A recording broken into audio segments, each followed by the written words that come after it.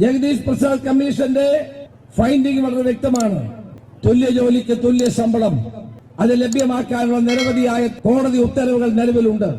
ഇതെല്ലാം ഉണ്ടായിട്ടും ഇതുവരെ കേരളത്തിൽ 2018 നിങ്ങൾക്ക് വാഗ്ദാനം ചെയ്ത 20,000 രൂപ വെച്ചുള്ള ശമ്പള വർധനവ് പോലും നടപ്പാക്കിയിട്ടില്ല. ട്രെയിനികൾക്ക് 10,000, മറ്റുള്ളവർക്ക് 20,000 എന്ന ശമ്പള വർധനവ് ഇതുവരെ നടപ്പാക്കിയിട്ടില്ല എന്നാണ് പറയുന്നത്. ഇത് ആർക്ക് വേണ്ടിയാണിത്? ഇന്ന് കേരളത്തിലെ പ്രമുഖ ആശുപത്രികളെല്ലാം, പ്രൈവറ്റ് ആശുപത്രികളെല്ലാം അമേരിക്കൻ കമ്പനിയായ ബ്ലാക്ക് സ്റ്റോൺ ഏറ്റെടുത്ത് കഴിഞ്ഞിരിക്കുകയാണ്. ഫിനിഷ്ഡ് ആയിട്ടുള്ള എല്ലാ ആശുപത്രികളും ബ്ലാക്ക് സ്റ്റോൺ എന്ന മൾട്ടിനാഷണൽ കമ്പനി ഏറ്റെടുക്കുകയാണ്.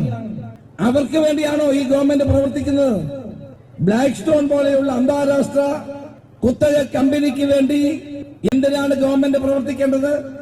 സ്വകാര്യ ആശുപത്രിയിൽ പണിയെടുക്കുന്ന പാവപ്പെട്ട നഴ്സുമാർക്ക് ന്യായമായ ശമ്പളം കൊടുക്കുക എന്നുള്ളത് ഒരു മാന്യതയല്ലേ? നമ്മുടെ നാട്ടിൽ നിന്നാണ് എല്ലാ രാജ്യങ്ങളിലേക്കും നഴ്സുമാർ പോകുന്നത്. കാരണം എന്താണ്?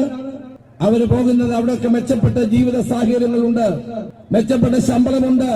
അല്ലെങ്കിൽ ഈ നാട്ടിലെ ജനങ്ങളെ ശുശ്രൂഷിച്ചുകൊണ്ട് അവർക്ക് ഇവിടെ കഴിയും. മാന്യമായ ശമ്പളം കിട്ടുകയാണെങ്കിൽ